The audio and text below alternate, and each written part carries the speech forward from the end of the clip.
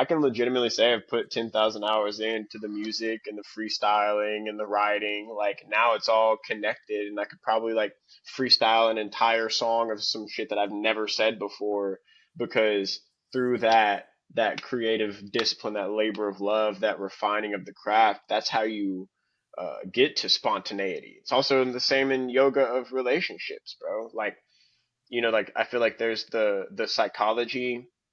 David Dia describes it as function, flow, and glow. Like function being the psychological function, flow being like the yogic flow, your capacity to handle energy and move energy, and then glow being like enlightenment itself, which is sort of like, separate from those two. It's like its own thing. You could be enlightened, but psychologically not all the way there.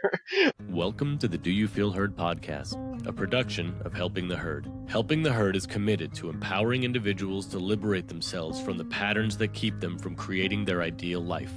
If you like this podcast, visit helpingtheherd.com to find resources and personalized coaching to empower you to be your best self. Welcome, everybody, to the Do You Feel Heard podcast. We have a very special episode this week. So Derek is out of town, and so we've brought one of our original guests and now guest co-host. Dawson is on the podcast. Dawson, welcome. Thank you. Thanks for having me.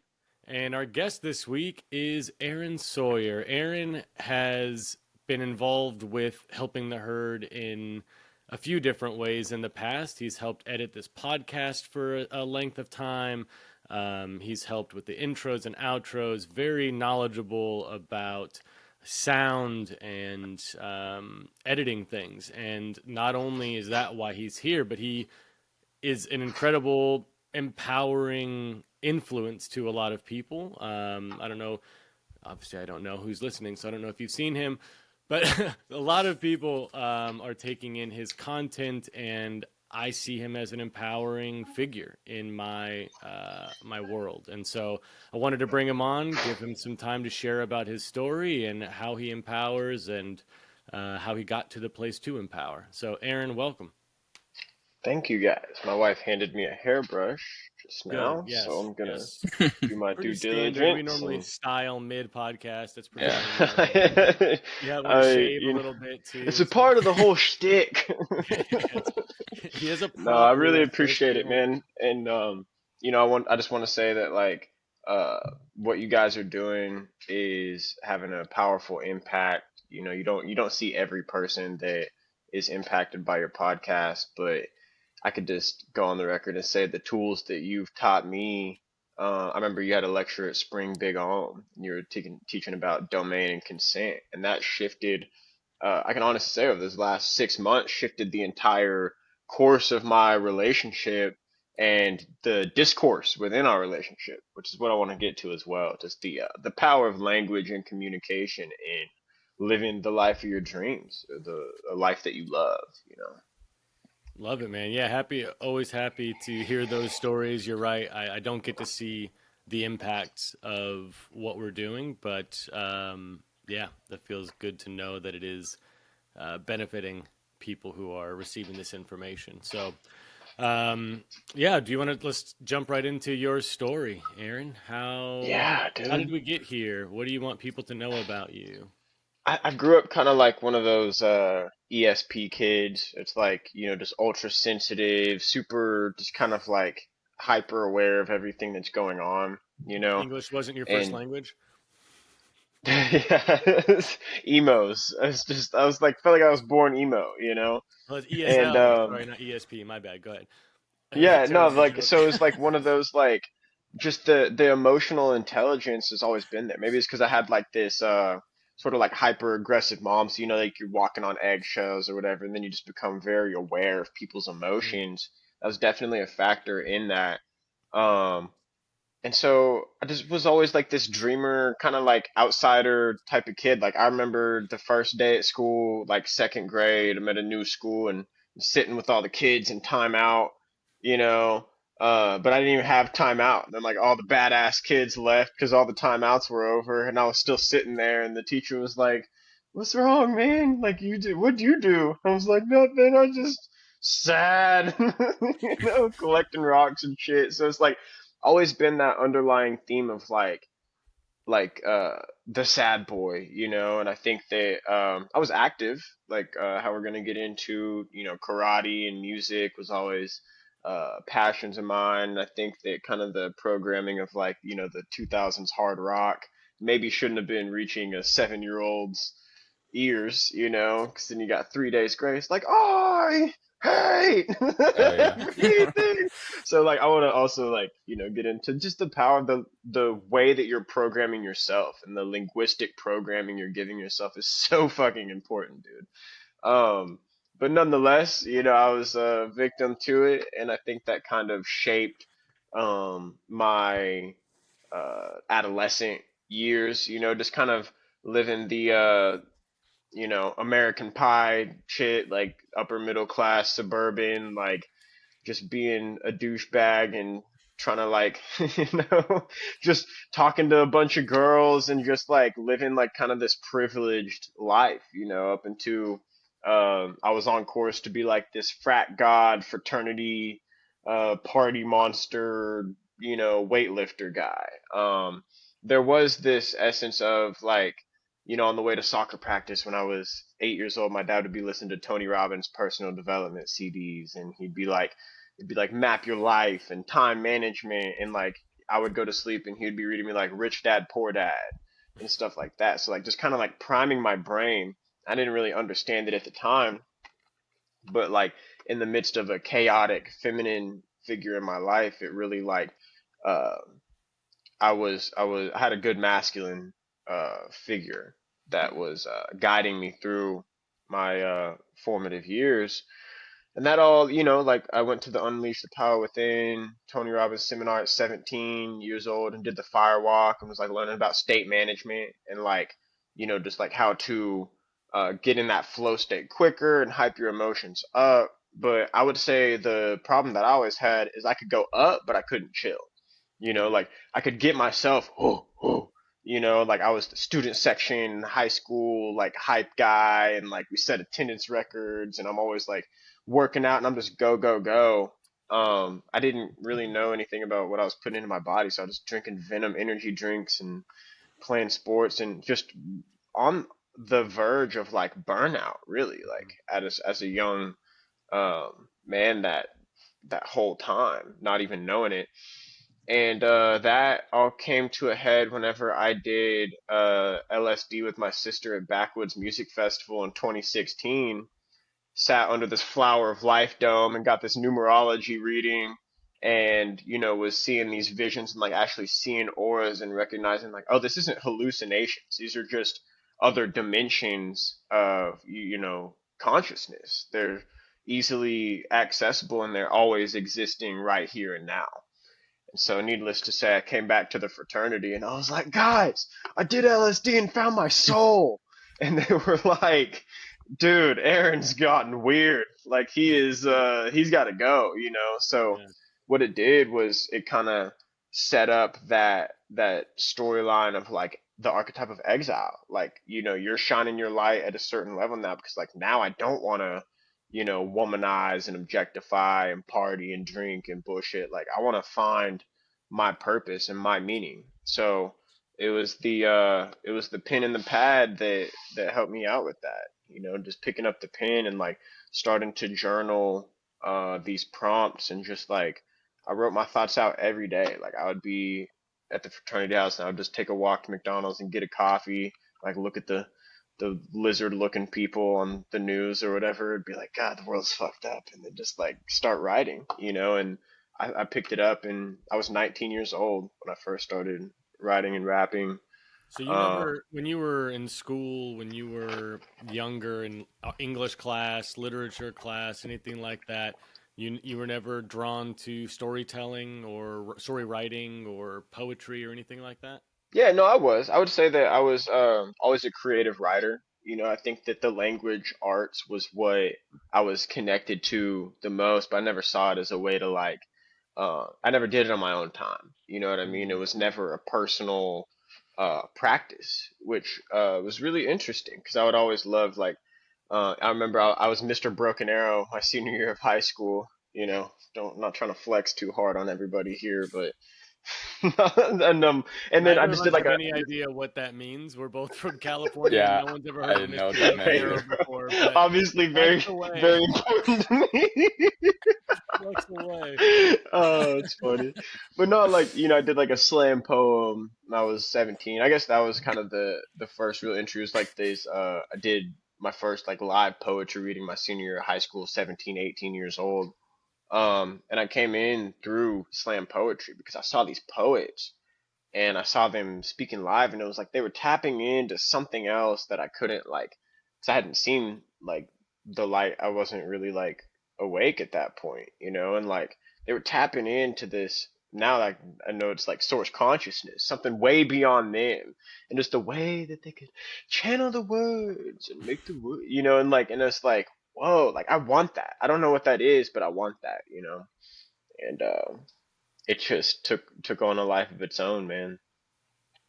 That's awesome. Yeah, Dawson, you have anything before I? I was just gonna ask, like, how long, like, into doing poetry and slam poetry did you eventually transition into, like, turning that into like music? Yeah, that's a good question, bro. And I guess I should give the full update to like present moment, like where we're at now. It's like, um, so in college, yeah, I had that moment. I think the second semester, my freshman year, is when I first decided to write to a beat. I just like would write the lyrics to other people's songs and just figure out Oh, how okay. the fuck they wrote that. Like how I didn't know what bars were. I didn't know the segmentation, but I was like, um, a little bit before that, I would got kind of got into freestyling. Like because everybody loves drunk white frat boy freestyles.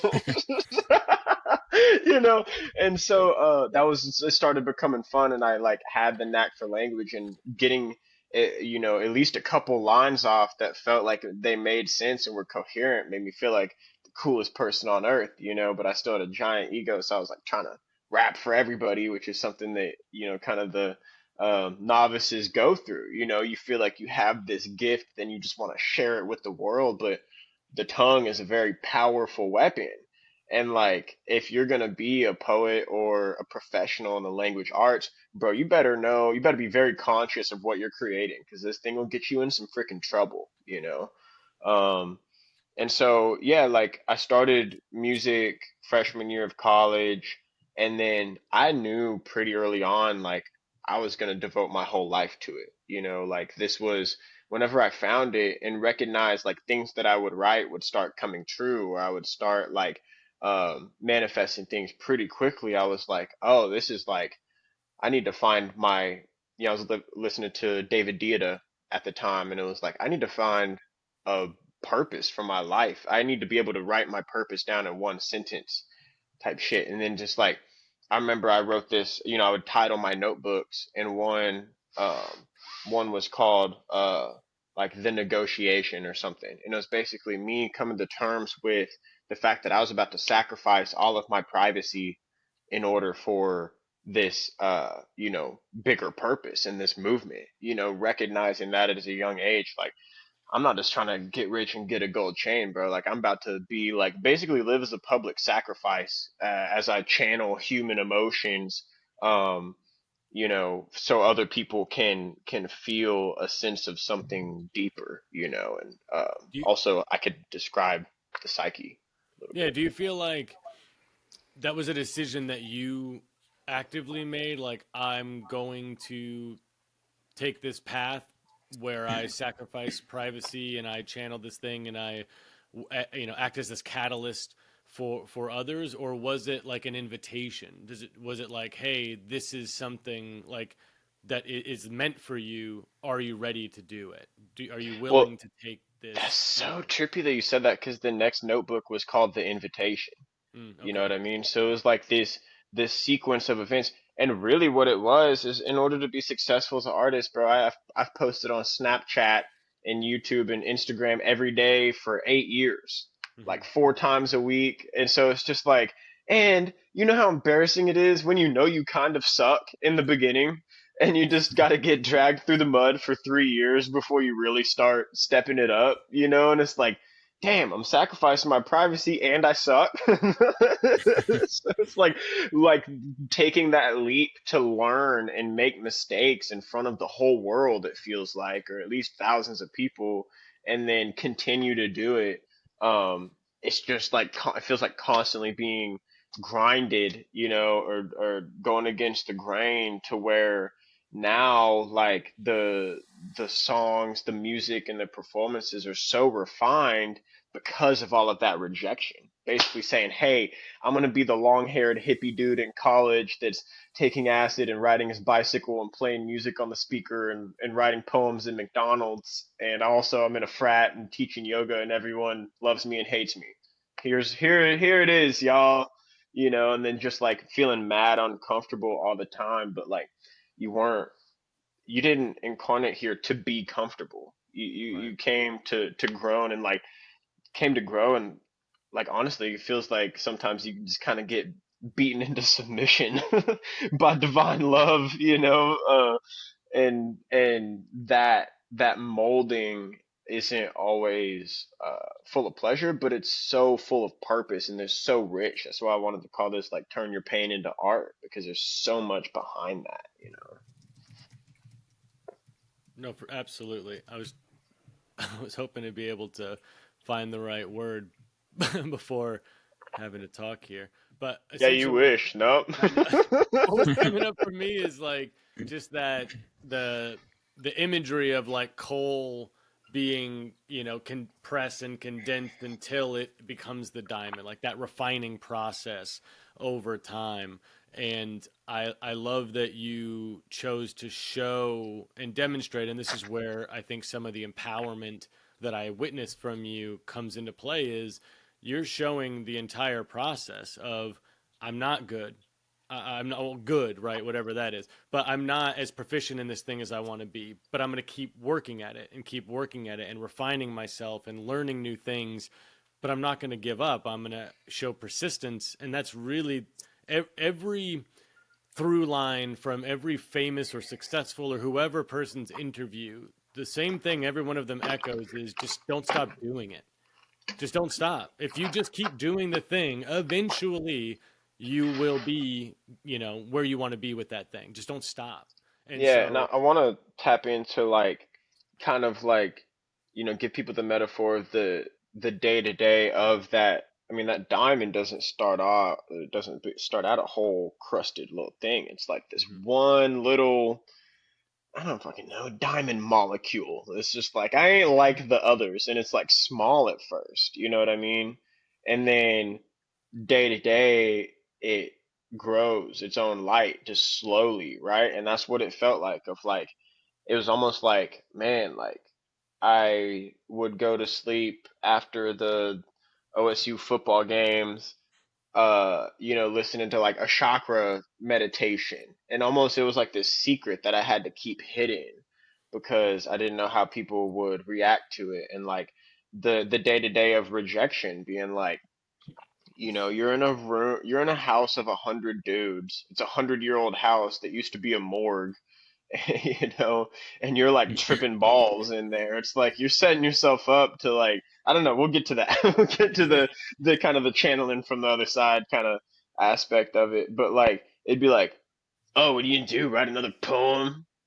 Like it's basically like, like every day, and then it's like I have a choice. Like, am I just gonna like give it up and decay, or am I going to take that and alchemize it? Maybe it turns into a "You may not understand me, but I still love you" poem or something like that. But like that was the practice. That was my chopping wood and carrying water. Is like no matter what occurs around me, it's my job, it's my duty now to channel it and make art out of it. But I just wanted to dive into what that rejection like actually looks like. It's like, mhm. okay, being tested publicly in front of 15 people, and then you just like have to like, okay, I can't beat his ass. I'm nonviolent now. I'm trying not to say anything rude back, like, because that's also the power of the language and the lyricist. Like, I could destroy somebody. You can. you could destroy someone's self-confidence. You might have been doing it unconsciously, but now that you're conscious, like you realize like you could completely make someone's day or you could completely ruin someone's day, Hmm. you know. But yeah, over time, just don't quit. And that also looks like going through monotony, going through, I've never had writer's block because I've done it every day. I've had homies that have not been able to write anything for 6 months, and that's because they weren't keeping it as a daily practice. It wasn't just a chopping wood and carry water. They'll wait. They'll passively wait for that inspiration, and maybe something will show up. It's like, well, dude, now you just have gone 9 months without birthing an idea. It's weird, you know. Right. Yeah. Rather than birthing all of them, even if they're not all pretty and you don't like them all or keep them all, just keep doing it anyway.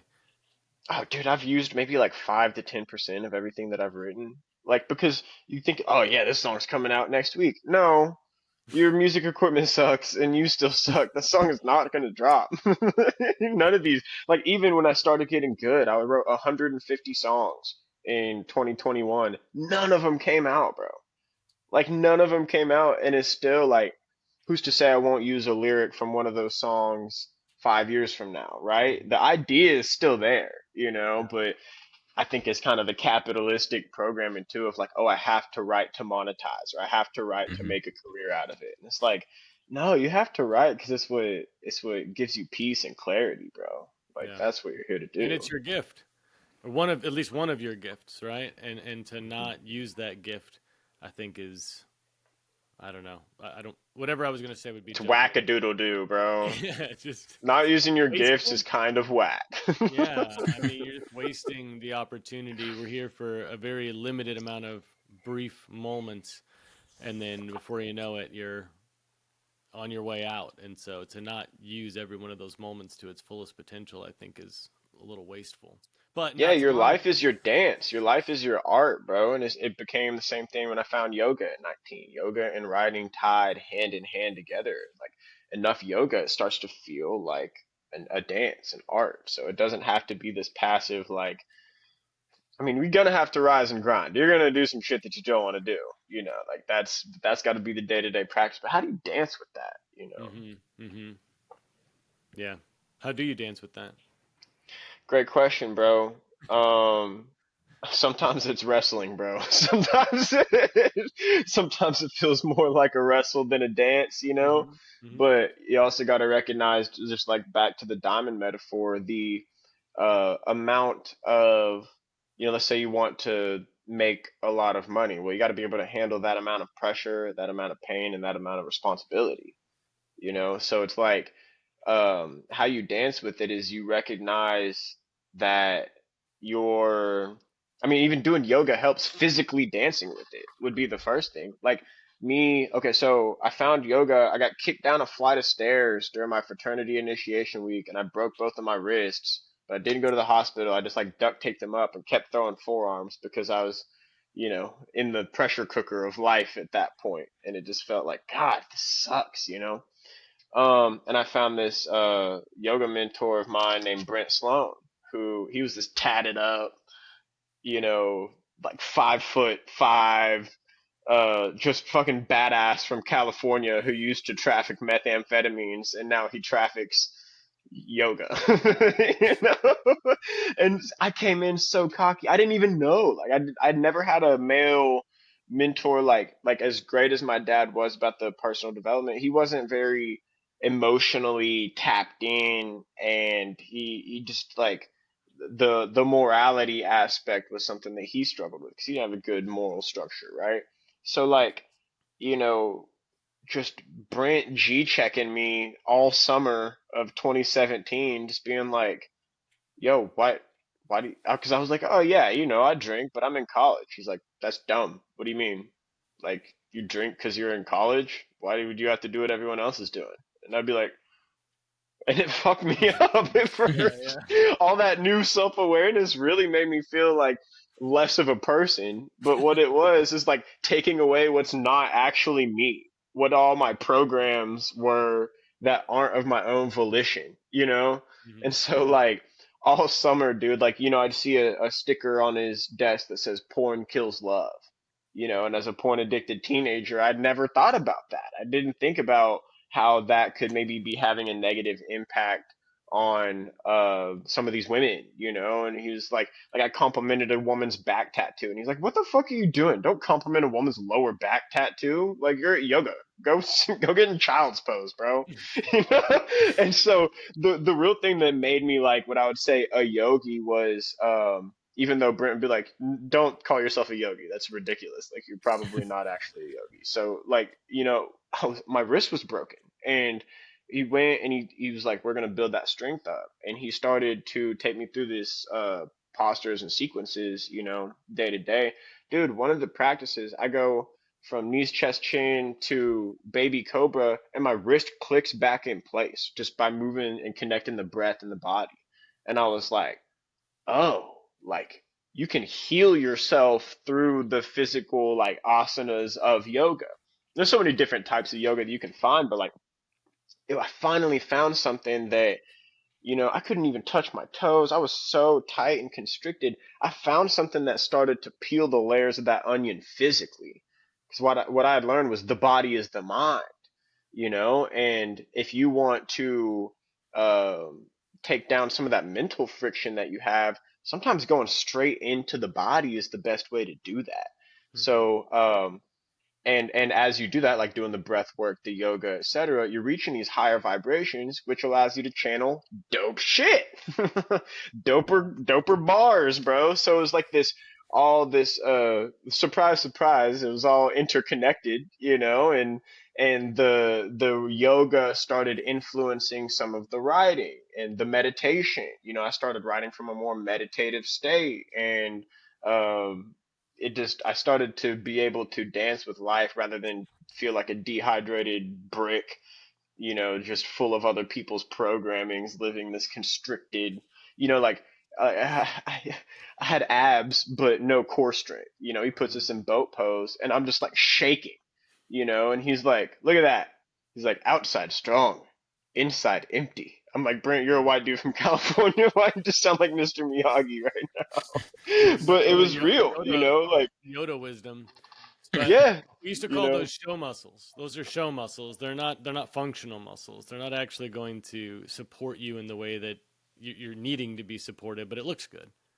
And think about the metaphor for that too. Like that's Yeah. basically with me saying all I care about is the external. So Mhm. external. And so I went from bodybuilder, you know, just chugging C4 and all these like barely legal pre-workouts, you know, and going from that to where I just did yoga for 2 or 3 years. And I think it's really important for people to know that like, dude, you can just follow certain seasons of your life. If you were journaling every day 4 months ago, but now you're not journaling every day, like it's okay as long, you know, as long as there's something positive that it's replaced with. But I feel like so often there would be times where it's like, okay, let me just dial into this one thing for a year or two. You know, let me dial into this one thing for this season. And so I basically sacrificed my awesome muscles and arm veins to become like this skinny yogi. And then later on sort of found that balance between like, okay, because I feel like there was a rejection of self. Like I didn't want to work out because it represented the person that I was, you know, the Mhm. player douchebag type, you know, and it took a little while to get back to like making a more powerful association in my head, but I had to go through that season, you know. It's a good Yeah. point though. Dawson, you got anything? I feel Yeah, like I no, gotta I like pull you in. yeah, I think that's just awesome, like hearing about your journey and how like yoga and rap and is connected and all that. I think is really cool.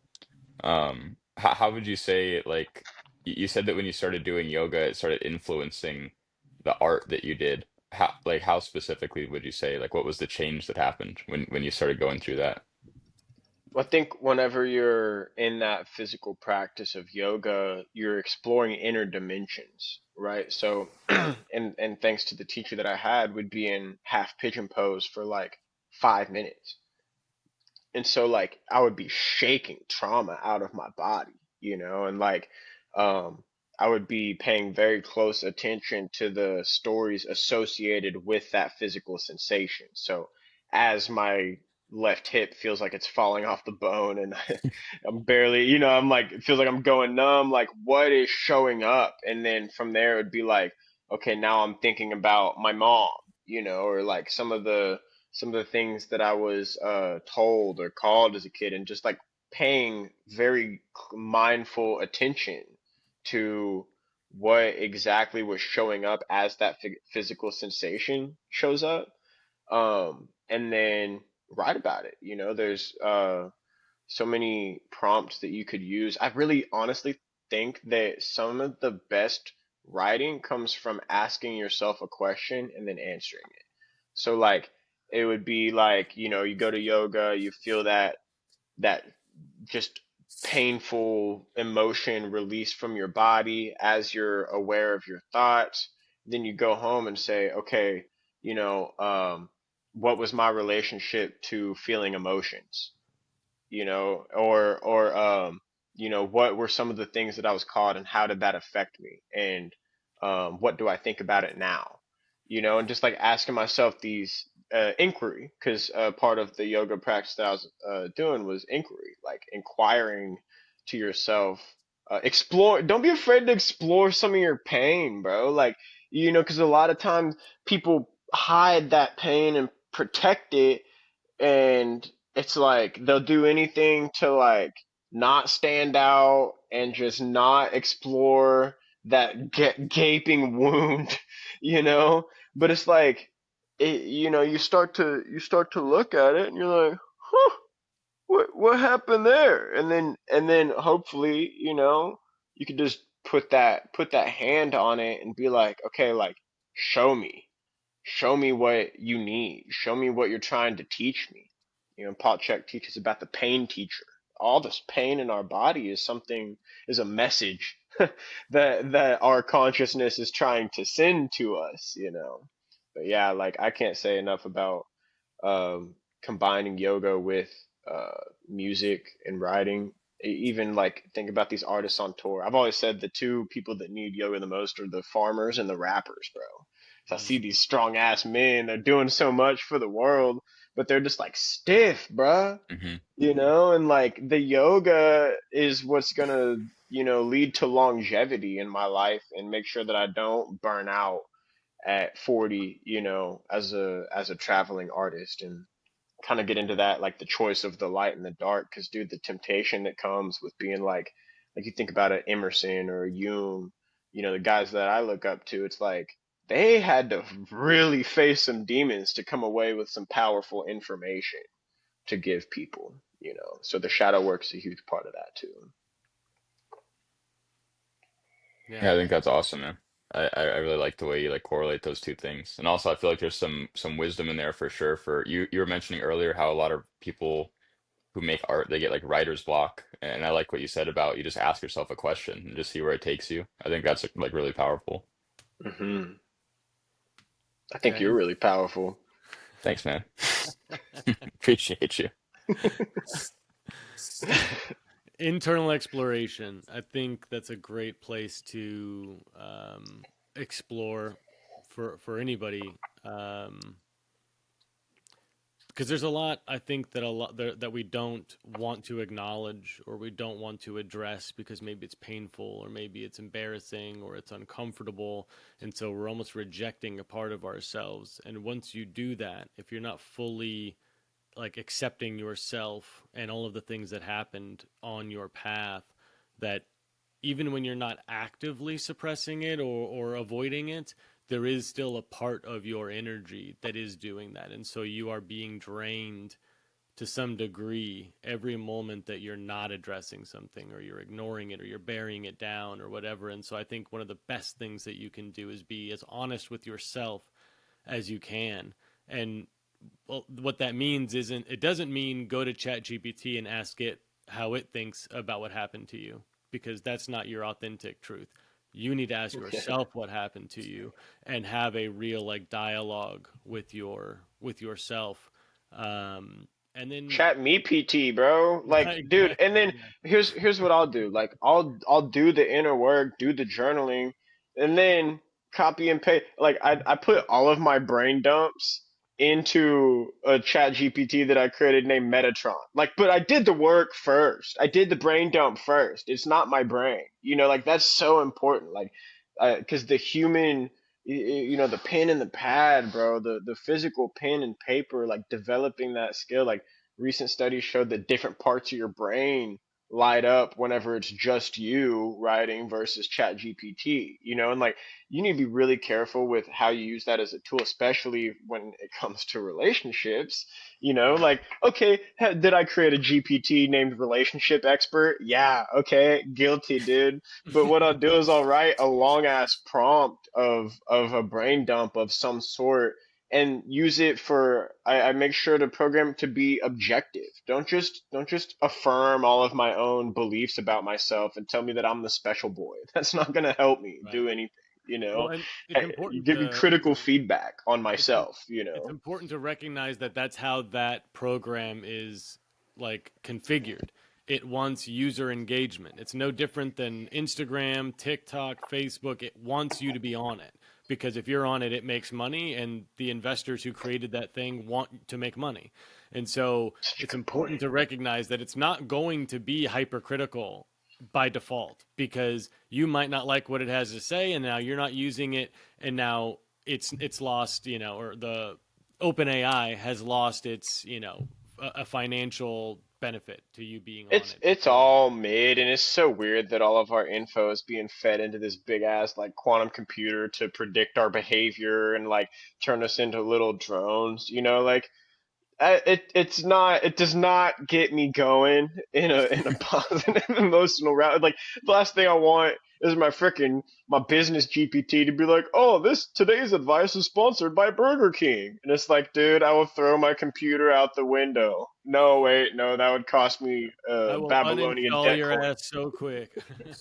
Dude, yeah, and that's so like that's why I think that nothing can replace the human experience and the human psyche, like nothing can replace a uh soft quiet morning with you reading your favorite book, sipping your coffee and journaling your deepest thoughts about yourself and your life before the sun rises. Like that's always the going to be birds the where birds and the bugs doing their thing, the birds singing their songs so the flowers open so that the bugs will come and go to the flowers so they can eat the bugs. That beautiful dance that happens, more dancing, but the yeah, I bees can't pay anybody to think for me. Like and I'll never right, outsource that. You can't outsource right, your own humanity.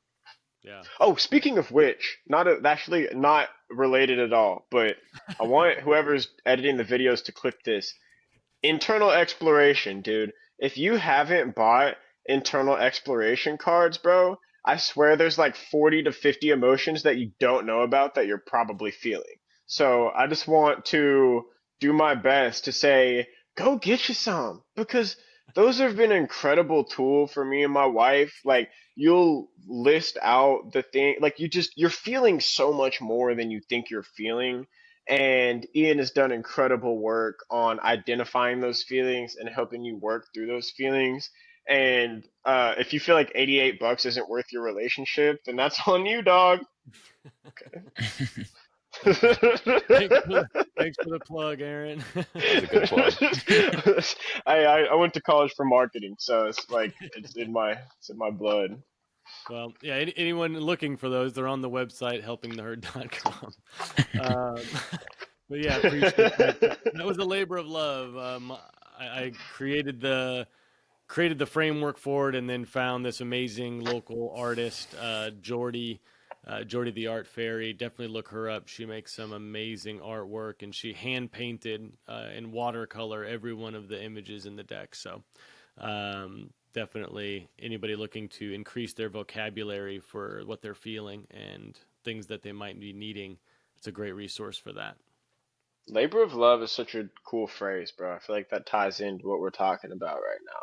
Like there's going to be some pain no matter what your path is, no matter what your dance is, your art is. Like if it's a labor of love, like really hold that. There have been Mhm. times where coming up in the music industry, it's like I get frustrated or angry or aggressive, and it's like I had to ask myself recently, why am I doing this? Like, because I'm realizing it's not for any sort of status like that.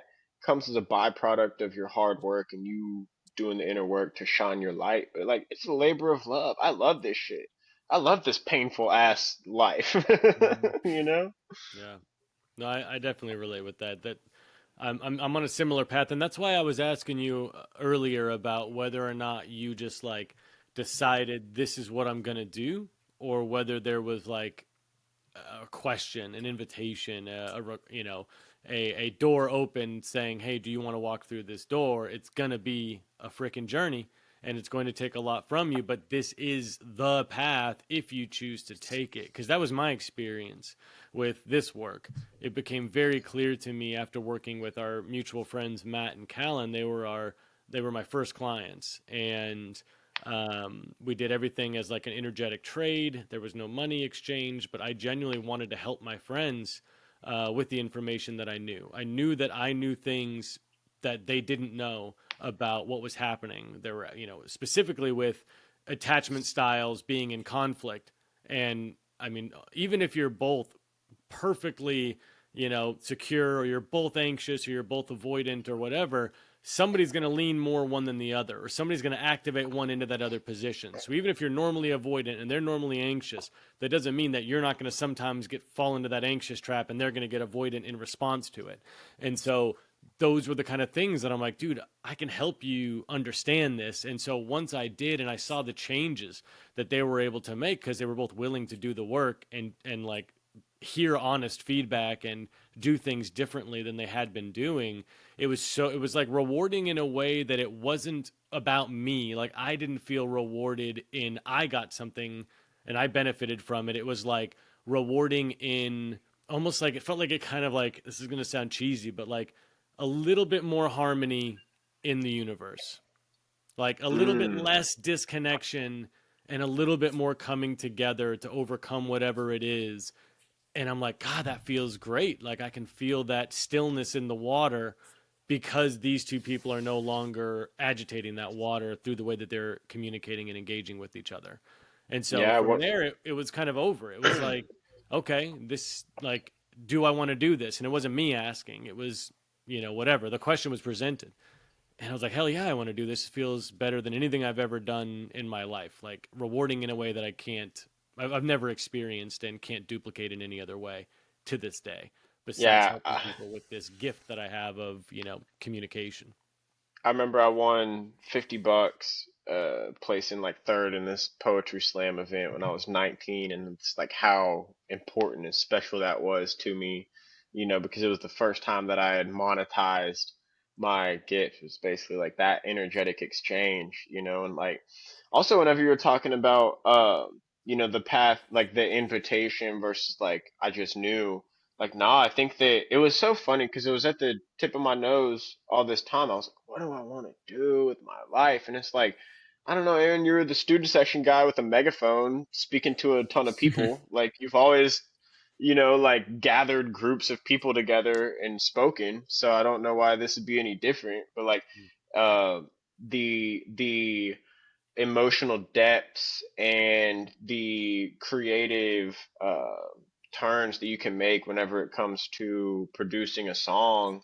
um there's so much detail, you know, the more you practice. I heard about the 10,000 hour rule when I was 18, 19 years old, and I was like, added up, okay, how long is 10,000 hours? Like, oh, I fucking better better get on it, dude.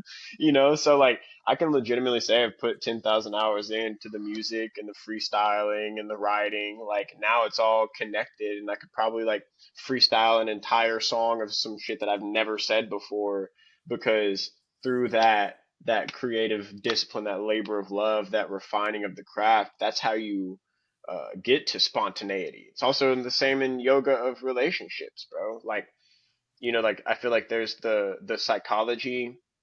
David Dia describes it as function, flow, and glow. Like function being the psychological function, flow being like the yogic flow, your capacity to handle energy and move energy, and then glow being like enlightenment itself, which is sort of like, you know, separate from those two. It's like its own thing. You know, you could be enlightened, but psychologically not all the way there, like Maharishi, and you could be super yogically capable but not very not know your attachment styles or whatever it may be.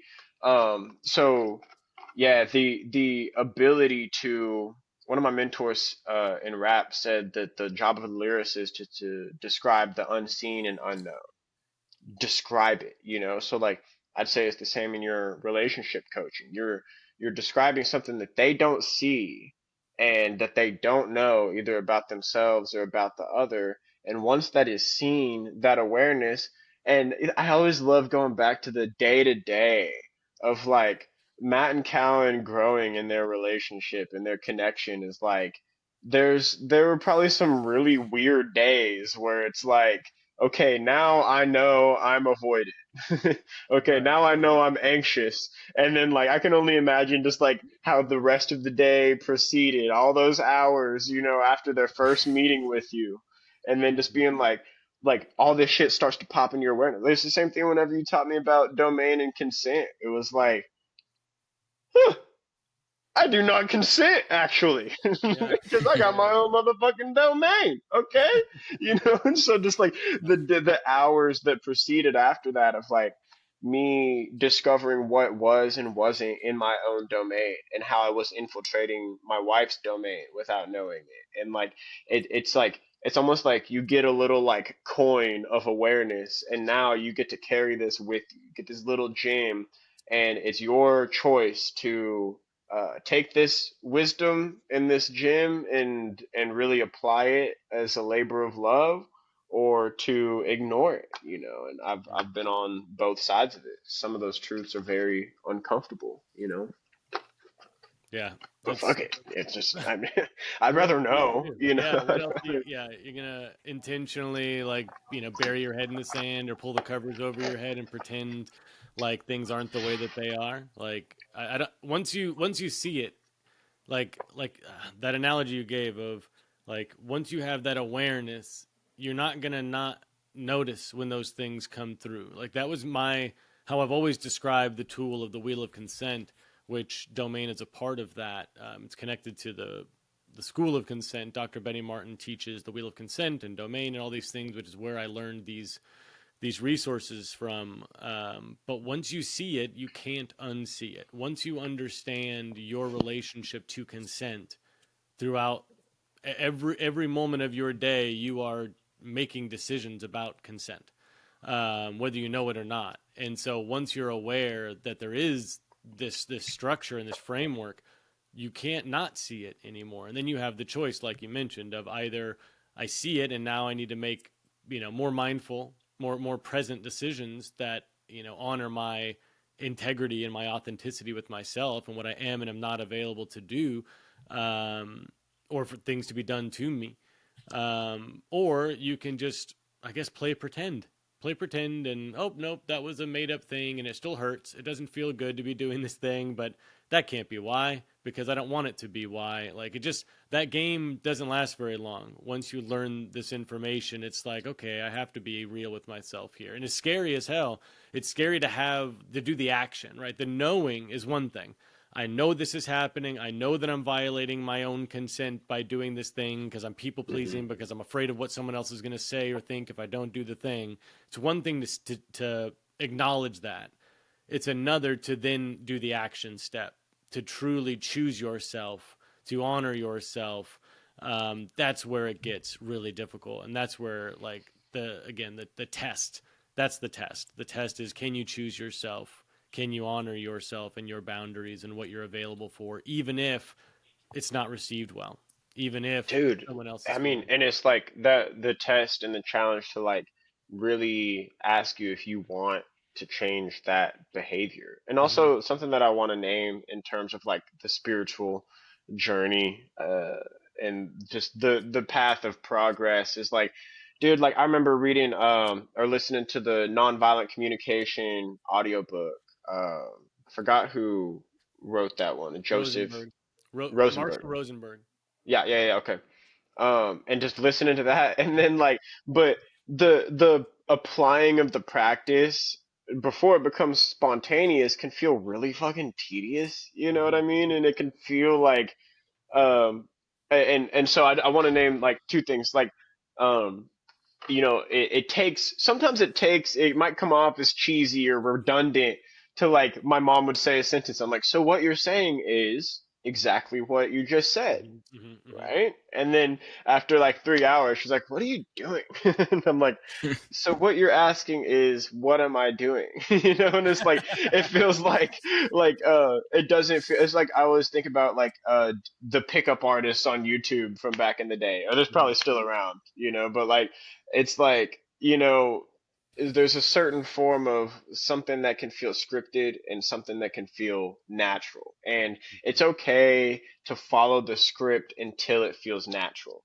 That's something I want to name. And then secondly, like, bro, man, something that I've had to like really work on is like not being the dude that's always trying to make people grow. Your presence alone will make them grow, or just like it will push them away. Like, you don't have to worry about like if someone's drinking. I used to be like, oh, bro, like you're poisoning yourself. That sucks. You know what I mean? But now it's like, you know what, dude? Fuck it. I love you. Like so like because whenever you're in that healing, you're healing your own pain, and like seeing these other people could really activate those wounds if you see them in their pain. And whenever you're first on that journey, you could feel inspired to help others heal. That I wanted to heal people. And it's like, first off, dude, it's not you healing anything. Like, you're just Aaron. There's a whole cosmic universe that created you, that you are here as a labor and love and service of, bars. And so, but like, dude, just being that person that was always seeing people's shadows and always picking out people's wounds, that ended up causing me pain, in terms of feeling like I had to take action on it or change this person. Now I can still hold that awareness. It's not about ducking your head in the sand, like you said, but you know, you could see those patterns, see those wounds, but recognize them for their beauty and their potential and their love and their heart, and not just see them as their shadows, not just see them as their pain, and not just see them as their wounds.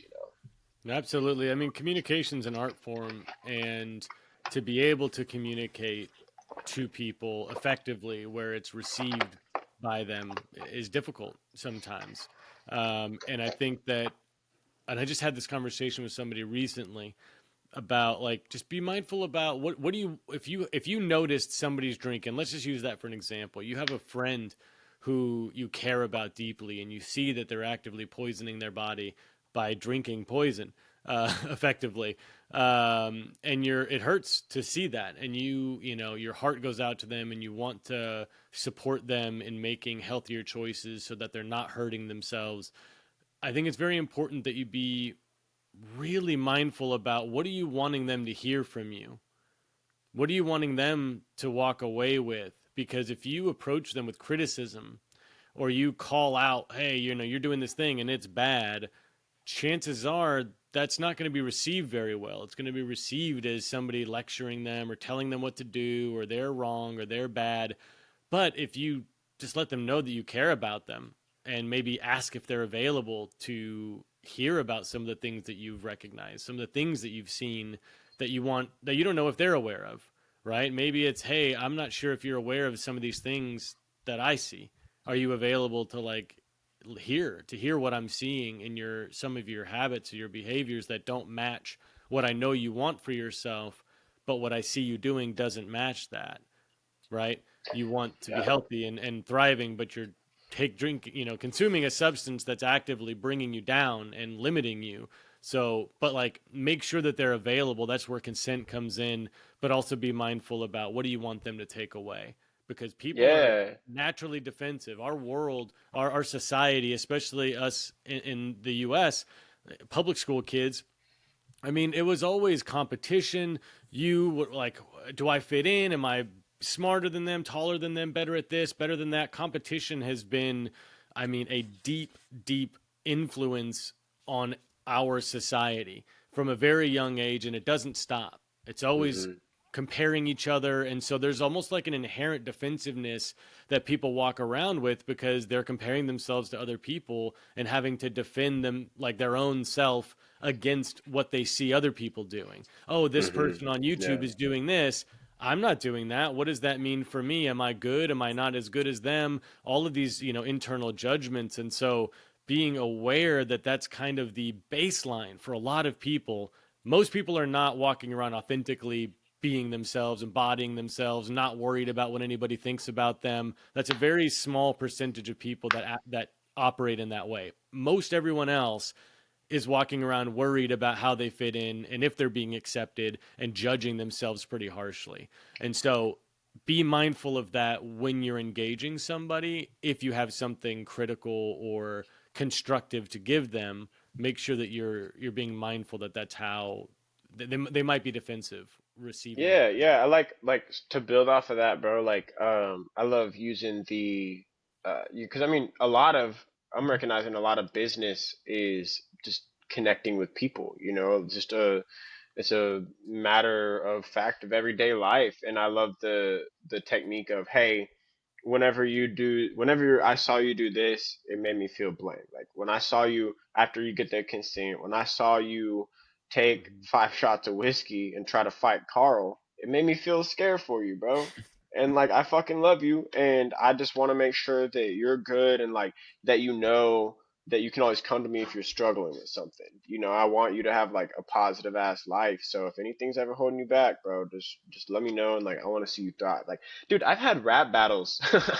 And I want to dive into like, take this the tail end of this time to talk about the power of language and linguistics. Like, I've had rap battles where like my third round, I like sacrificed the whole round just to talk to this guy and just be like, his name was Kyler Tobias, and I was like, started off like, let me tell you why Kyler Tobias's fire is dying. And, 'cause when you try like it and try it, you likely to try it till the sirens fire. And now, like all those um yeah, I kept it like this the whole scheme. I was like, quick it and high as shit. Go find a wife who would like a kid and like spend time with it. Invite it. And so I'm just like, and because I don't ever want to see the day that Kyler quits. You're better than that, right? And it was like that third round, no one expected it. He had just choked in the previous round. I check on dude a year later, and he's got a wife. You manifested it for him. It's like, so it's like, I even in battle rap, like, yeah, I've said some fucked up shit because it's like I'm here to test the yogic capacities I'm here to toe the line, bro, of what is culturally appropriate and inappropriate, and I'm here to move the culture forward and like say things that are controversial and not all the time because it's an art, bro. Like if you just do that, you will get booed off stage and piss a bunch of people off. How do I do that? How do I, you know, uh, how do I hold a pair of fake testicles in front of my opponent and still like not freak everybody out, make it land, and proceed to like spit some real shit right after? Like, how do I drop this, crazy scheme about the government and the, technocratic expansion, but then make them laugh right after, you know? So language is definitely an art. It's definitely a dance, and I think that battle rap specifically is like almost like this weird opportunity to help other grown men with their shadow work, one, and then it's also like an insane chance for just like word association and like the malleability of the English language, and then it's kind of like social sociology, social engineering. It's like, Mhm. okay, why did Honey Butter go viral? Why, there was 8 dudes at this battle, and now this clip gets 10 million views on the internet. What about, you the type to, or, your mother's the type to another trucker, and I'm the type to truck a mother, like what about that made people just click, and so diving into the more like sensitive aspects of songwriting, it's like, bro, you hear the old adage of like, oh, you work till the weekend and then they say good morning and your Sundays and all this stuff. It's like you start to dive into the real spells and traps of the neurolinguistic programming of society, and you start to see like I mean, you can take it to if you start studying Sanskrit and like Latin and Greek and all these other languages. It was almost like unlocking ancient codes, you know, through the sands of time, sitting in meditation. Like, damn, like how do I how do I write a verse that's like a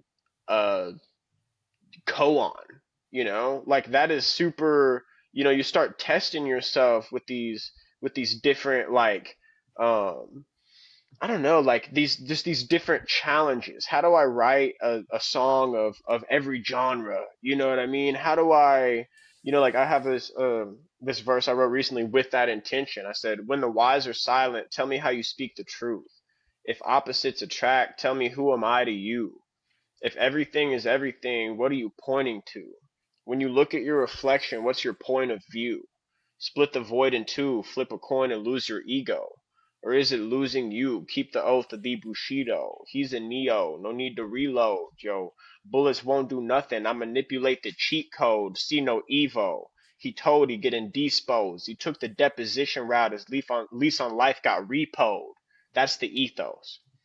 The only question you should ask is what you want to bleed for, afraid of death, you know? And it's like, I wouldn't have never gotten to that point had I not died 1,000 times to my yoga practice, to my ego, to the inner work, to these gnarly conversations where someone reflects back to me like, hey, when you did this, it made me feel very like, you know, hurt or violated.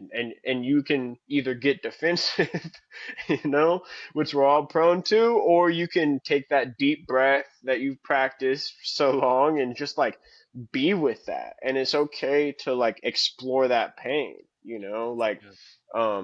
someone yesterday talked about kind of like hip hop and rape culture and how like, you know, sexual violence is like normalized and just violence in general is normalized. And that really like struck a chord with me, and it's like, damn, like, you know, a lot of rappers have probably been guilty of that. And now I could take that and ignore it and be like, nah, that's, you know, whatever, it's just battle rap or whatever. Or I could really like look at that and be like, damn, like even in the midst of battle, how do I have a positive influence and impact on people in the world around me? Because I'm not here to lower these vibrations. I'm here to uplift, you know. Yeah, it's an important,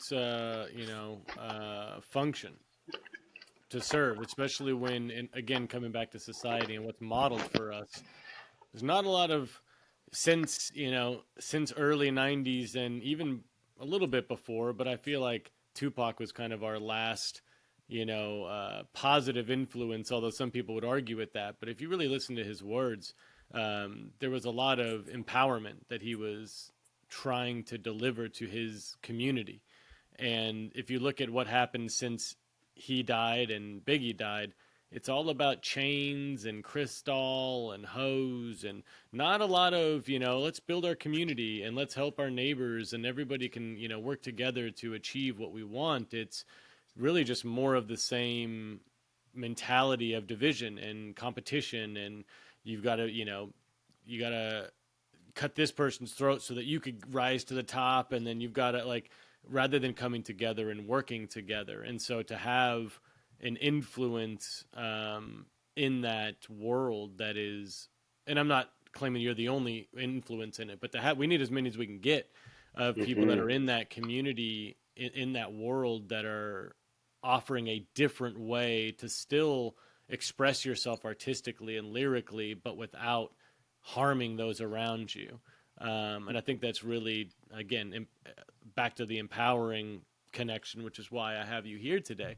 Is, I mean, it's truly empowering other people who are in that world see, oh, I don't have to do that. It isn't a requirement to be in this community that I have to, degrade women and focus on material possessions. I don't have, that doesn't have to be, the thing. As long as I can focus on my craft and let the art speak for itself. I don't have to participate in these more negative habits.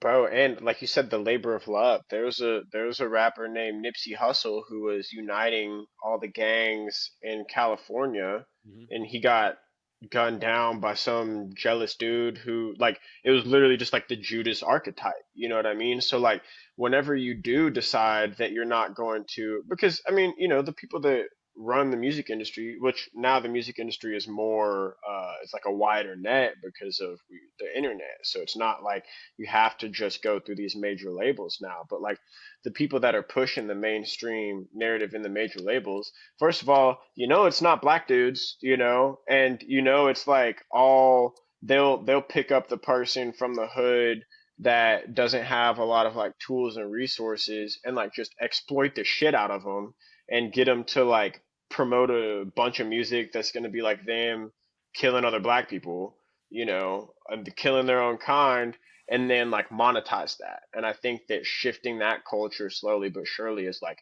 so important. But in that labor of love, like, you're gonna be losing corporations gonna be losing money because of you. So you gotta like, dude, I went from being this like upper middle class suburban Broken Arrow kid to like being in North Tulsa doing Mr. shows. Broken Arrow, though, right? Let's not sell yourself short. You were Mr. Broken Arrow, right? Yeah, yeah, yeah. Mr. Broken Arrow, bro. Not knowing shit. Not That's like just some super Broken Arrow kid, privileged. Mr. Just put some respect on it, dude. Just like super privileged, like kid that didn't ever experience anything from me deciding I wanted to be in the hip hop culture and like having to pay my dues in the nightclubs out north, like out and going from like super sheltered Broken Arrow boy to like definitely like in and around gangs and just crazy shit, and it's part of adulthood in general. You just realize how much like how dark the world is. That was like part of the awakening process. But like, and really recognizing, I had some really good OGs and teachers who like whenever I was in those clubs, they'd be like, "Yo, um, whatever you learn, like don't put yourself on a pedestal like you know more than other people." Like he's like, let me tell you about Fred Hampton. Fred Hampton was a Black Panther who was, uniting our people, and they shot him 155 times with his wife and kids just to send a message that like if you do this you will be gunned down. So it's like, and I'm sitting there in the club and it's like same thing. I could either ignore that. I mean, dude, I would get there at 9 a.m. or 9 p.m. and I would stay there till 2 a.m.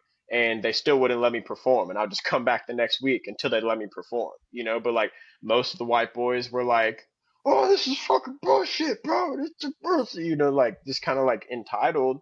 Whereas like, no, I really want to understand your culture and like whatever fight you're fighting or whatever you guys need. Like I can't just be the dude that ignores the problems of his brothers and sisters.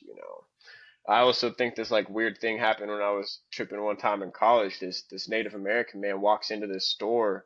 He's drunk, and he has like this fake gun. He's making a gun with his hand, and he looks at me and this dude in a suit and tie, like you could tell he just was like kind of living his regular corporate life. And then he points it at this dude in the suit and tie and does that and just walks out. And I was like, damn, I think I just like avoided a curse. And the other guy was like, what the fuck? You know what I mean? But like, yeah, it's like when you take the path of the artist, like weird synchronicities are gonna happen and you're gonna have to choose to, I mean, other people, they might just want to like make love songs, and like I do that too, and that's totally cool. I'm not saying that everybody has to be like this martyr for a cause or like, be willing to die for a greater good or anything, but like I take that purpose very seriously because I know the consequences of what can happen whenever you are speaking truth to power, Hmm. whether it be them trying to get you to sell out. It's like if you see Aaron Sawyer in the spandex, in a tutu, like they got me. Yeah. Just like that, like then I wonder how, like, I was going super viral. It's getting, I mean, it's still kind of up or whatever, but like I posted this song called Diddy Party. Victim of the music business, even pimped out. Caught you at the Diddy Party with the dig out, and he a fed and so they sent the clips out. Extortion from the CIA is hard to get out. Sex trafficking, same as the Vatican, and yeah, like all of this stuff, right? All of a sudden, bro, these views aren't really, I have not been popping since I dropped that. So it's like, Yeah. but look, man, none of that is mine. It's not my platform. Like the best that I could do is be willing to build this empire brick by brick and also be willing to let go of everything. If there's ever a time where it's like it's really up and I need to go live in the woods or just like take care of my family, then that's fine, you know, but like you got to know because you're going to have an influence on people one way or the other. And I see a lot of amazing artists with a very negative impact on people that are like, dude, whenever you're in the art world, it goes into the angels and demons realms. Like it gets spiritual. A dude that's on the dark side will start performing and he'll freaking open up a dang portal. Like you see what happened with the Travis Scott concert, bro? Like people died at that concert because, and he's like, oh, Hmm. oh, it's like singing, you know, and it's like this energy is very real, but the beautiful part about that is positive energy is very real and it's infinite, you know, and so connecting that to living an active life rather than a passive life, bro, like, um, you know, it might be in your own form. Like, I don't expect everybody to try to, you know, go on a path of like, facing, you know, extreme rejection at any given moment, but like just taking the reins of your life and saying, what do I want out of this? Writing that question down. What do I want out of my life? You'd be so surprised at how the pen will just start moving on its own, bro. And like you'll find this newfound clarity of yourself and you'll feel more at peace, you know, and that's the time that I feel the most at peace is when I'm on stage in front of a ton of people, which is like most people's worst nightmare. But like I've dealt with so much rejection that now I get to be free from other people's judgments, especially on that stage. It's just me and the music, and you'll see me rolling around on the floor, screaming and crying and jumping up on chairs and just like running around like a maniac, but it's not a show. It's not. It's me. That's me, bro. You know, and it's not a character that I'm trying to play. It's just the energy through all this yoga practice and all this constant, you know, feet in the fire. Just stay. That would be what yoga teacher would say. He'd say, "Stay in the fire." Like that, staying in the fire led to me kind of releasing those chains and being like, oh, like let me shake some shit up. We could no one's saying that you have to wear shoes and stay in the same spot when you're performing. Let's go barefoot and jump on this table and see what happens, you know? Like that's the kind of life that I encourage the Yeah. listener to live, man. I mean, be respectful. Don't just jump up on tables like, but it's a metaphor. I'm jumping on every table I see now. Yep. Do it, bro. Yeah, that you want this page to go up, man? Start jumping on some Yeah, tables. you heard it here first, listeners. Everybody needs to go jump on tables if you want to create the life that you want. You must jump on tables in order to get Barefoot. Take your barefoot. Yeah, shoes no off shoes. first. No shoes. Uh, um, you're talking about now that we're shifted to more about your performances and more of your experience as a rapper. Are you producing albums or is it all freestyle battle rapping? Like are you in the studio like putting together a like an LP or anything? Oh, dude. I mean, first off, I have like 100 songs out. I've dropped 100 something songs since 2020. Um, and I have about 8 or 9 albums written, purchase the beats, everything's locked in. All I got to do is just sit and record because I'm also trying to run a marketing business, you know, and that's like, it's crazy because it's like 30% music, 70% marketing company right Hmm. now. And you have to, I'm so glad that it hasn't happened quickly for me though, because I get time to really mold myself as a man and discover who I am. Because again, that money and that power brings responsibility, and it also makes you a target. And it's like not a bad thing. Like it's okay, you know, if you're doing something good in the world, people are bound to shoot some arrows, you know. But like making sure that I have the skills to withstand that is very important. Dude, I have 5 hours. So if I have a playlist called 2025, 2026 releases. It's 5 hours long. I have a playlist of, you know, probably 200 songs, 8 albums of all different genres, like pop punk. I got an album called Club Conscious that I wrote, which is like club music that's not degrading to women, you know. I got this album called Destiny. I got this, because it's a part of a trilogy, like Legacy, Destiny, and Dynasty. I found that out when I was in, like it was 2020, and it took me 5 years to even get to where destiny might be for me. But I knew the concept. Mm. I just planted that seed and just I would think about it all the time and just watch it slowly grow. And now it's taking shape and it's like, this is beautiful. Like, got this album called Unique. I got this album called Tsunami Season. Voice of the Shadows is dropping next week. It was whenever I was going through this 90-day detox, and me and my wife went viral for our wedding vows, got tens of millions of views, and everyone's talking shit about my wife's singing voice and, talking shit about the best day of my life. And I was like, fuck you, I'm going Eminem Slim Shady LP on you guys. And because all my dopamine is gone, and it was just like a really gnarly time. But like, I end it with this track called Play This If You Relapse. You know, play this if you relapse. Don't go back to who you were. No, you weren't trying to be that. Look yourself in the eyes. Remember, you don't need that. And if you fall back into it, the light, I hope you see that, right? And it's like this. I've really take it seriously to get all this music out because I know it's gonna help people. And my sound doesn't suck. Like I finally know how to engineer everything. I went into credit card debt for these plugins, dude. It dropped like a rack to just get all of the tools. And now I'm entering a season of no. I base it off of the fall and spring equinox. So when the fall equinox hits, we got our last little like Halloween party, front yard fest. You're invited. And from there until the spring equinox is going to be a season of no.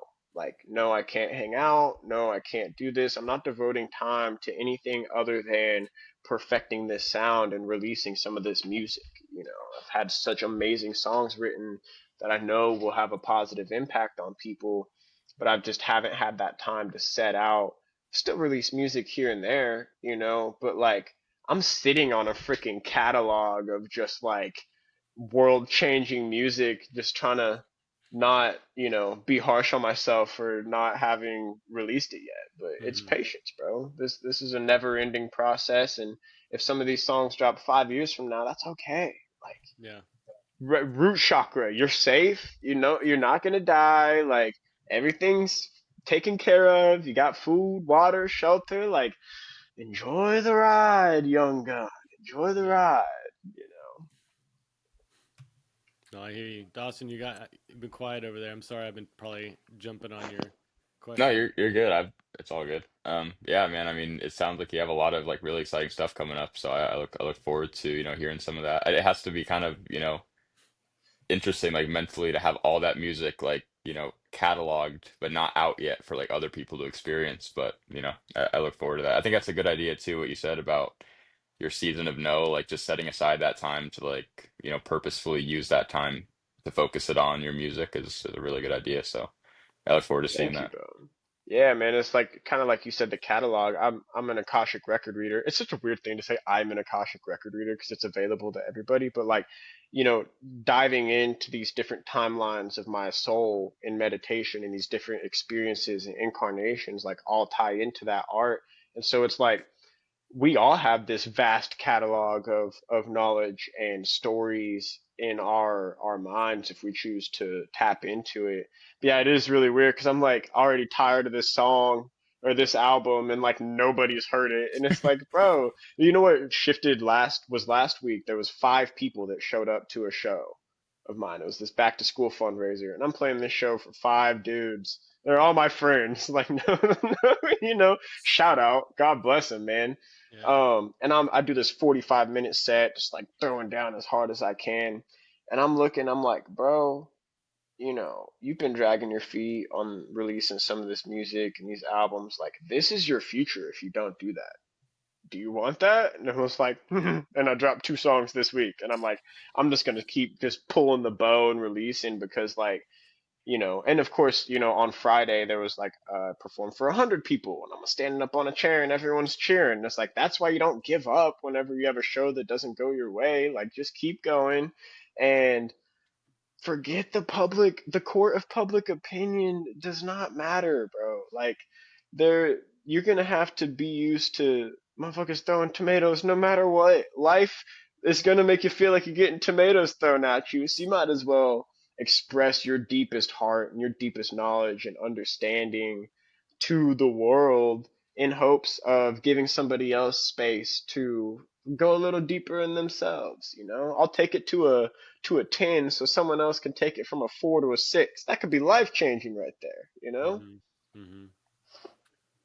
I Yeah. love you guys. Thanks for this, man. Glad you're here, dude. Yeah, I appreciate you coming on today.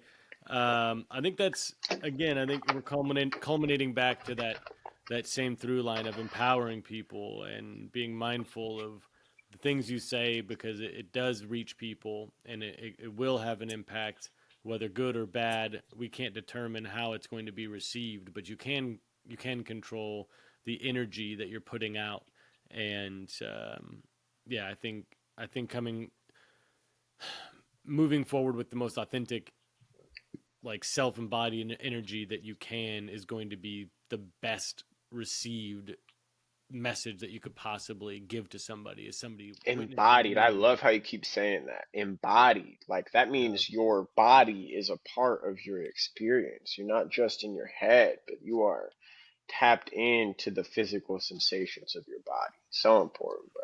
Yeah, walk in the walk, lead by example, show people it can be done. I think that's the biggest thing that you can do for those around you. And it doesn't take any uncomfortable conversation, just live authentically so that others can see it's possible. And I think that's what you're doing all the time, Aaron. Whenever I see your posts and your interactions with your community, it seems authentic. It's you're showing up as you. And I think that while, like you said, there's always going to be those naysayers, those the haters who are going to keep their lettuce heads and big tomatoes and be ready to lob it at anybody that like disturbs their inner um, I don't even know story of how things Child. are. Right, but like people are walking around with a belief of how the world works and how you're supposed to behave and how you're supposed to move through it based on what was modeled for them. And when they see somebody doing it differently, it's disturbing. It disturbs people to see somebody if I've been living this lie manufactured to protect my younger self, my inner child, from any judgment or criticism or whatever. And that's how I'm moving through this world. And then I see somebody up on stage who's just fully just letting themselves be free and showing all aspects, the good, the bad, the ugly, the embarrassing, whatever. It all is one thing and it's being presented. That might be a little traumatizing for me to see someone else doing what I am deathly afraid to do. Because I'm really going to be seen. I'm really going to be heard.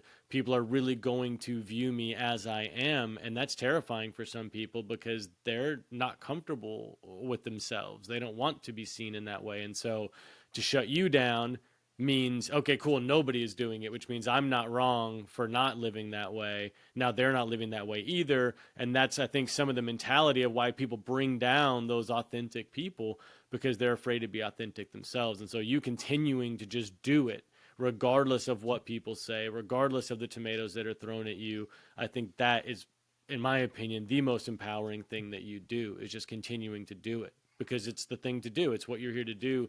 And so you just keep doing it. Chop water Thank or you, chop bro. wood, carry water, chop wood, carry water. Just do the thing. Dude, and like you said, the like in the name of just like the title of the episode is like turning your pain into art. It's like whenever you get those tomatoes thrown, like dude, imagine tens of thousands of people on the internet telling you suck while you're in a dopamine detox. Like that's a recipe for disaster. But Hmm. turning that into to art is what got me through it. So like when people are throwing their tomatoes, I'll just make a sad tomato song. It's the tomatoes and it fucking made me upset. Oh, the fuck did I do to you? Oh, what did I do to you? You know, and then it's like eventually you sing enough, you start wailing enough. That's also how I find the words to my songs. I speak in tongues. I speak to the emotion first. So I'll go, no, no, no, no, no, no, no, no, no, no, and then I'll count the syllables. 1, 2, 3, 4, 5, 6, 7. I know nothing come for free, neither truth and pain on my knee, but I get a little shifty when the answers come to me. So it's like, and now it's more instantaneous because of that refinement. But like, God, I just hope that this episode like reaches the right person and the right people to where when they hear this, like, man, let me speak. Even in yoga, if you're in half pigeon and you're letting that physical sensation out, that little hum at the end versus like that's still a little trapped. And so I just really want to inspire people to dive into their pain, make art out of it, breathe it out, shake shit up, bro. Like don't be afraid to be yourself. And like if in the same breath, if you reject that, they don't have to deal with that exposing of their inner child or their wounding. But if they accept that and they allow it to inspire them, then that'll inspire them to, be a better man. Like, damn, I just went to an Aaron Sawyer show and I just saw him like do some pop punk songs and then he rapped his ass off and then he screamed and cried and then we meditated and then he sang his wife a love song. Like, God, I want to go get some tomorrow, bro. Like I want to love on my woman and be free to be myself. So I just hope I can live as that. And you're doing amazing work over here, guys. Like, um, the results are, uh, like they come over time, bro. Like you don't know the 10-year impact that you're having on some people's lives and relationships, but like I can guarantee that people are way more connected to their significant others, to themselves, to their inner child because of the work that you're doing. So don't give up. And I really love seeing this podcast start to pop off and you guys it's gonna come. Just keep going and like I think you guys are up there with the best of them, bro. So just keep sharing that platform, and all those blessings are gonna come back, man. Well, I appreciate you, man. And I think, yeah, I agree and resonate with all the things that you were saying before that. Very kind affirmation about our work. And I think that's a great place to kind of wrap up for the day. I feel like that's just another, just full circle coming back to what we're here to talk about. And before I bring us out, Dawson, do you have any other things that you wanted to touch on before we close out? No, yeah, I'm good. I really enjoyed listening to your experience, Aaron. It was awesome, and yeah, I'm glad we got to do this today. Thanks, man. I'm glad that FedEx guy didn't pull up. You got Yeah, to yeah, hang out he's here the whole hour. he They did always not pull up show a up. few hours later after. Yep. He's taking his time. I'm He glad. he was ducking the rap battle, that's why. He Yeah, didn't he didn't want want no smoke, dude. Yeah, he wasn't I ready to be on the appreciate you. podcast. But yeah, Uh, man. You want me to? I guess I can no, plug. Like, I have a show at Neon Prairie coming up. It's like this one of the bigger music festivals in what date? Oklahoma. This will be September 5th, Friday, September 5th, and um, I would feel like this would be like where like yeah I got a course, you know what I mean, got a multi-level marketing. No, I'm just kidding. But like really you can just follow me at Aaron Sawyer official if you want to just go on this journey with me and watch me figure it out and fuck it up and do it right and fuck it up again. Like I'm just gonna try to do my best to be as real as I can be, and feel free to shoot me a DM, man. Share some affirmations, dude. And this podcast releases, I think it'll actually be edited and posted either 1 or 2 weeks. We have like a 1 or 2 week lag right now. So, what's the date that your album releases? Oh, dude, album's releasing. I'm dropping a song every week for the rest of my fucking life, dude. There's no way. Like, I have so much music. It's up. So just like follow me at, like, my name is You just talked Aaron about an Sawyer on album, Spotify. right? Do You what? talked about an album, right? You have a Oh specific yeah, album Voices of coming the out? Shadows dropping next Friday. So that'll be up on Spotify. Um, it's an aggressive hip hopper. It's from my underground. We got the love song. We got a whole palette that we're gonna get to. You know what I mean? So if angry detox rap isn't your style, just hang in there and like wait for the next one. And like my name is Aaron Sawyer on Spotify just because I didn't want to like create a ulterior character. Like I just feel like, oh yeah, I'm French vanilla, you know, like that would be like just this weird. I feel like I would split my psyche, and then like I would start to believe that I'm French vanilla, and then before you know it, I just got like this gold grill on, just looking myself in the mirror, like who have I become? So like just Aaron Sawyer, just Aaron Sawyer, man, on all We'll have like platforms. a vanilla beanie seagull, you know, like a Vanilla Beanie Siegel, Beanie Siegel, dude. vanilla Oh my beanie God. seagull. And you got to add Lil in front of it too. Mhm. I mean, every good Lil rapper's got to have Lil in front of Vanilla, it. Little Vanilla vanilla Beanie bean, Siegel. little vanilla bean. New name unlocked. Yep, Yeah, let's go. New character. inspiration. All right, man. Well, thank you so much for coming on, Aaron. Dawson, thanks so much for stepping in and being a wonderful co-host today. Thanks, everybody, for listening. As usual, if you have any questions that you have for us or for our guests, we're always happy to get them back on to answer your questions. And if you have guests that you want to see on this podcast, you can either put them in the comments or email us, contact@helpingtheherd.com. Thanks, everybody. This has been the Do You Feel Heard podcast. If you're interested in resources that will help you move through conflict, you can go to doyoufeelheard.com, where we have tools for individuals and couples.